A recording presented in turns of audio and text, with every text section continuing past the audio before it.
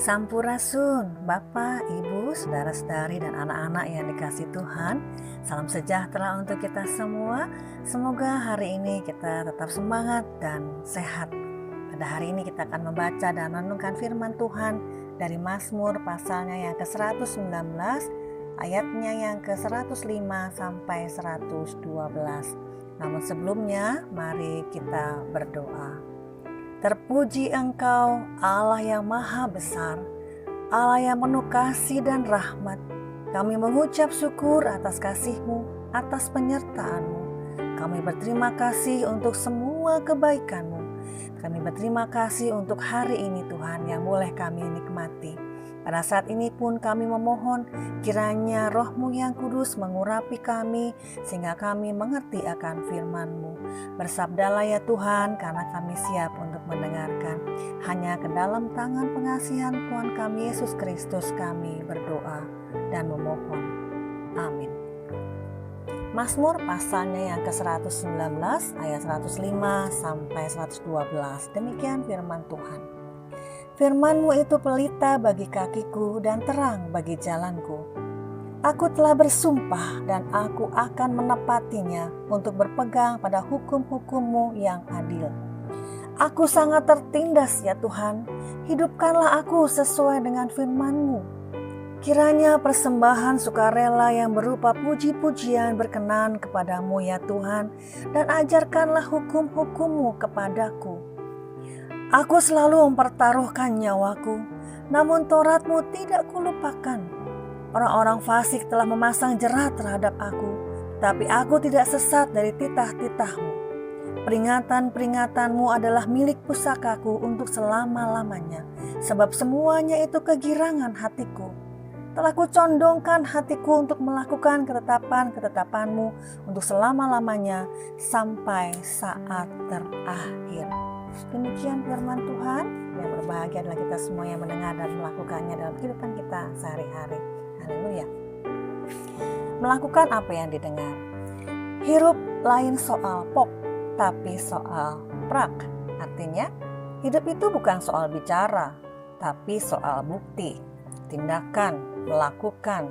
Hidup dalam beriman pun sama seperti itu.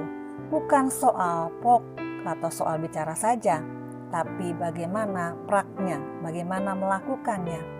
Bukan hanya tentang perkataan semata, tapi bagaimana kita bertindak. Begitu juga dengan firman Tuhan. Itu bukan sesuatu yang hanya kita dengar saja, karena jika kita hanya mendengar firman Tuhan semata, tanpa mempraktekannya dalam hidup kita setiap hari, maka itu tidak berguna. Tidak ada pengaruhnya dalam perubahan sikap hidup kita, dan juga dalam kehidupan iman kita. Kalau kata anak muda, enggak ngaruh. Pemazmur memahami firman Tuhan dengan baik. Bagi pemazmur, firman Tuhan itu adalah pelita bagi kaki setiap orang dan terang bagi jalan manusia. Karena itu, firman Tuhan tidak cukup hanya dikatakan saja. Tidak memadai jika hanya didengar semata. Itu akan berdampak jika dilakukan dalam hidup setiap hari.